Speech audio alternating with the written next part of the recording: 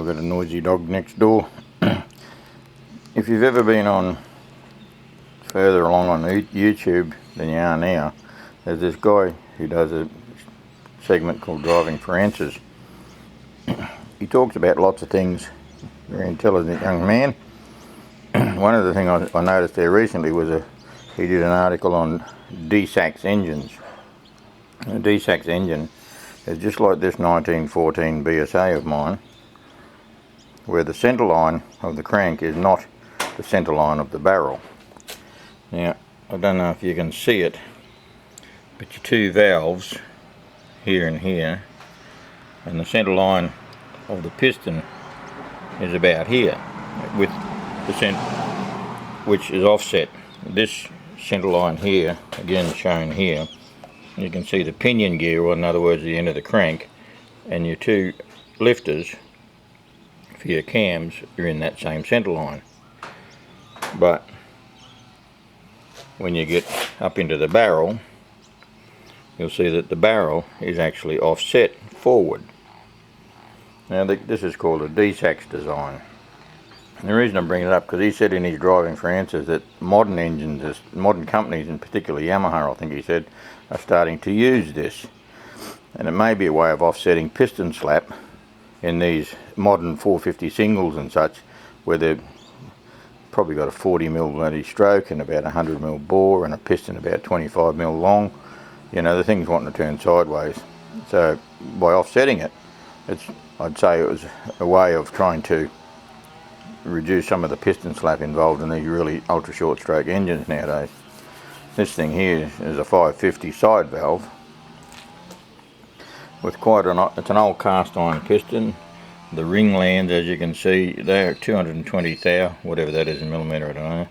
In order to get rings for it, I had to talk to JP Pistons over in South Australia, and they took a couple of rings and ground them down to make one, basically two rings to fill the one groove.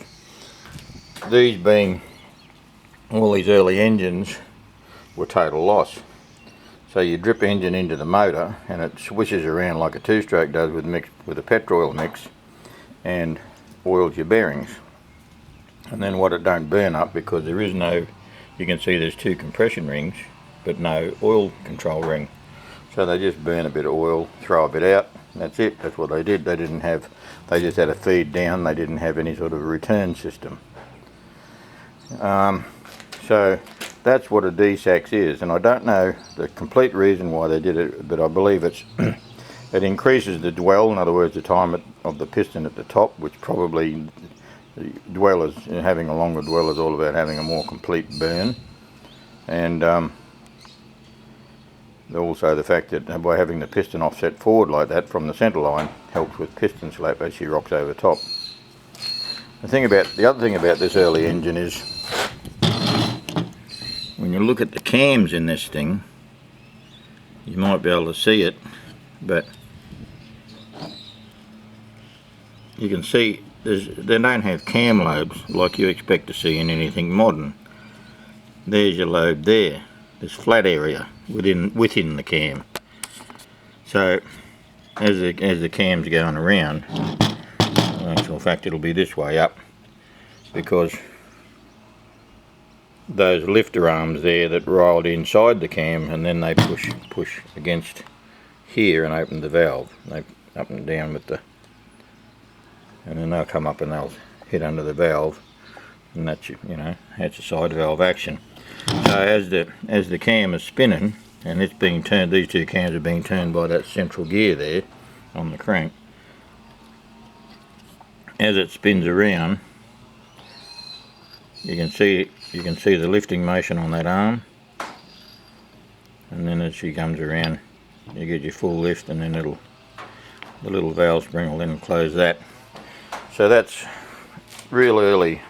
This engine is 1914, so that's kind of how they were up until the 20s, when they and a Triumph engine of this era is the same, and a lot of these early cam designs, but they were functional. They weren't very fast or no high horsepower and all this stuff, and quite a long old stroke and everything else, but they did the job for the day. and even today many men are riding them around in their veteran vintage clubs and stuff. But they're kind of unique. So this is a 1914 BSA 550 side valve single Desaxe design. Thanks for watching.